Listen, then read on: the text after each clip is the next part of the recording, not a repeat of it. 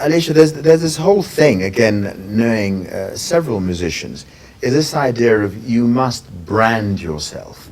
You must do something that makes the Alisha Popat album slightly different from others. Now, what have you done? You've mentioned the dread words, Indian, indie. What's going to drive me to something, an album done by you, as opposed to another? This is going to sound very cliche, but all the music is from my soul experiences that I've had, things that I want to share with people. Sort of mostly acoustic music. The lyrics are I hope, are powerful and stimulating. And it's not about being in a pub or drinking or dance floor or anything like that. I sing straight from the soul, and I think it'll resonate with a lot of people and maybe not resonate with others. I want it to be relatable. So I guess what I'm trying to say is, I feel that if I could give anything out from my music, it'll be relatable music that people can relate to and feel something. Right. So if you were surely a musician, you write your own songs. I write my own songs, yes. If you were a writer, I would ask you at this instant, what are these themes? What are you writing about? What have you written about? Home. Yes. Kenya, leaving Kenya, being away from my parents because I was away from that for a very long time. Love. Right. Yeah, okay. We've got to have the love song in there somewhere. Yeah, oh my God, there's so many love songs. Yes. Lack of love. Yes. Sort of also just feeling kind of... But would you sort of be in the collaboration, would you do the sort of AIDS campaign or anti? Of course, absolutely. That's it's pretty much. Have you done such? Oh yes, I have. I've sort of worked for Pink Drive, Cancer Awareness, and written all the songs for them. I have done songs for KICC for the Faraja concert, and working on writing a song for that right now. So of course that's definitely something that I write about, but I obviously find it hard to write about those things. It's hard to write about things that you haven't personally experienced, I feel. Right. It's not impossible, but it's difficult because unless I've spoken as a writer, you need to speak to a lot of people. You need to gain a lot of knowledge. You need to find out how they feel and really get into it, and then be able to write something from other people's experiences, which I did in a short story book that I wrote. So if I could translate that into music, yes, that is. Is there a definite effort now of the languages that you do speak in that collaboration? Are you going to make sure that there's a song in Kiswahili? Of course. That there's a song in French? There's a song in English? Absolutely. I did that with the We Found Love video that we did. Right. It's English, Kiswahili, and we have an American violinist. Right. It's all about home, it's all about Kenya, and it's all about sort of, when people come into our country, they get captivated by our culture, by our people, by the smiles, and that's pretty much what the song is all about. Right, okay. So there's one last track about the musicianship. Do you have your own, you're lucky? Do you have your own studio? Do you have your own band? Do you have your own van that carries away all your equipment? It's been very difficult, sort of moving back to Kenya and trying to get well established and well equipped for the music world here. I do have my own band. In fact, sort of I do solo music, sort of me and playback. Backtracks for different, weddings, corporate events, and then I have a two-man band with a wonderful human being called John Arena, and then I have a six-man band. So that has taken a very, very long time to formulate. And it's also been very difficult in the beginning to get gigs and to get recognized. No, I don't have my own studio. I think that's the biggest challenge for me, actually, is making music in this country. Getting studio time, finding the right producer, somebody who understands the music that I do. I think for me, that's been the biggest challenge so far. Trick question. Yes. Is there lots of money in all this? Do you see it as it's a passion? Is it going to be a profession? Or is it going to be an enjoyable sideline? No. I want my passion to be my profession, and people have always told me that putting your passion and your profession together might complicate things. It might make you lose the passion that you have for music. And thus far, obviously, I'm very new to it. Sort of 4 years professionally or 5 years professionally, but I haven't felt that. But have you yes, felt that, Alisha, that going in, nobody wants to discuss what they earn, and that's Yeah. that's unfair. Yeah. But with this six-man band and you, do you go out on a gig and everybody leaves that gig satisfied that it's been worth their while and it's been worth an hour of their time? absolutely. I think in Kenya especially. I think in other countries, like for example Cape Town, where I lived for sort of 7-8 years, having a band like that, you hardly get paid anything. Whereas in this country, people are willing to spend. They know how much effort goes into it, so they are willing to spend. And no, I don't think it's a. I guess there's some musicians. It all comes down to your niche market, how well known you are, and how many gigs you get. To be honest. All musicians here struggle. Original music struggles here. Whereas if you're a cover band, you struggle less, but then you're compromising.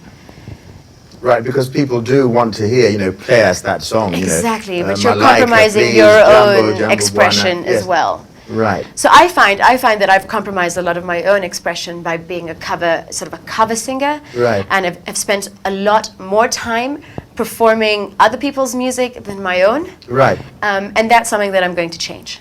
Right. Also, looking at my magic bit of paper here, Yes. you studied journalism. I You've did. got degrees in journalism. You've worked for East FM, XFM. You've worked in a radio station. But you also describe yourself as a philanthropist. Yes, I think that's what I am. Okay. Expand. Expand. Whom do you help, and why? Anyone that I can. Anyone that I can. But I mean, is there a company there, or are you? Plenty companies. Am I just going to come to you and say, I'm really starving, Please Alisha, help me." Please help me, and you'll say yes? Yeah, I would. Yes. I would, and Yes. it's But what sometimes are, not the what are right the thing. targeted? But the companies at the moment, well, Bob's for Good. It's a South African company, and they basically put feet on. Feet. They put shoes on kids' feet, Right. sort of rural schools. Right. And In South Africa. Yes, all around Africa. We did Right. sort of a put-foot rally where we went to 7 different countries in 17 days, going and doing shoe drops to all these rural schools. Yes. And it's the first pair of new shoes that they've owned, and I think that's really magical. Yes. Probably would have been better to give them sort of school books and meals and whatever the case is. But I think the idea of a child having a new pair of shoes to go to school in is just a very sort of more inspiring thought. Right.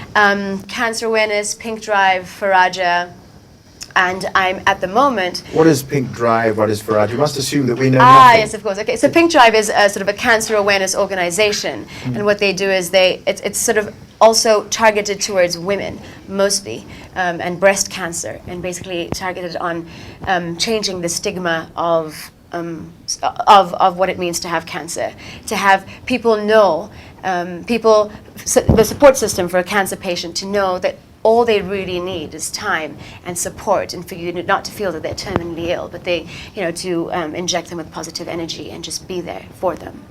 You mentioned Faraja. Is that the Faraj same? is similar. It's a similar organization. It's different. It's here in Kenya, Right. and it's absolutely incredible. And what they do is they offer therapy for some of the patients. The patients can go into this sort of beautiful facility where they can get reflexology, massages. They can speak to other people, and they feel that they have a space where they don't have to pretend to be anything, or there is life after cancer. They feel that sort of Right. it's a safe Right. space. So this is for all, regardless of religion and inclination. This is the festive season. It is indeed. Is Alisha Popat making a special contribution philanthropically Yes. within the festive season? Yes, she is. Yes, I am. Expand. It might not be sort of a big gesture, but it's something that I do during the festive season for the last, say, 5 or 6 years. And it's basically just to get as many people as possible and buy a whole lot of gifts, toys, books, coloring pencils, wrap them up really nicely, and go around Nairobi giving it to the street children who expect it now. They see my face and they know that they're getting presents on Christmas. And it's just, I think it's also just a lovely idea for them to be able to open presents. Right. Well, we're drawing to a close, so we've got to go back to the music. Yes. The journalistic question is future plans. Future Where do we go plans. from here? You know, I know there's a dream perhaps to have your own studio because you don't have one. There is the dream to have yeah. my own studio. Is there the dream to leave Kenya and seek greener pastures elsewhere because that's where you hit the big time? Yes, but in time. At the moment, I'm really enjoying getting to know my country again and having them support me. So at the moment, I'm really happy making music here. Also, you know, being able to sort of produce it outside and coming back and doing it, you know, here in Kenya. But the idea is to make collaborations and take already existing very famous songs and Africanize them and bring them back home. And get other musicians from around the world to come to Kenya, experience it, make music with other artists here, local artists, aspiring artists, and make videos for it and basically make it viral. That's basically what sort of future plans for, you know, next year is. Also to open up a music organization, which is sort of, you know, the process has started. Right. To basically target already existing rural schools, get sponsorships, I need sponsorships, to basically make a music wing and get volunteers on a timeshare basis to teach jewelry design, curio design, dancing, poetry, singing, guitar, all of those things, and to nurture these kids in an artistic, sort of an artistic way, because I think everybody has an artistic side to them, and they just need the knowledge, the know-how, and the belief.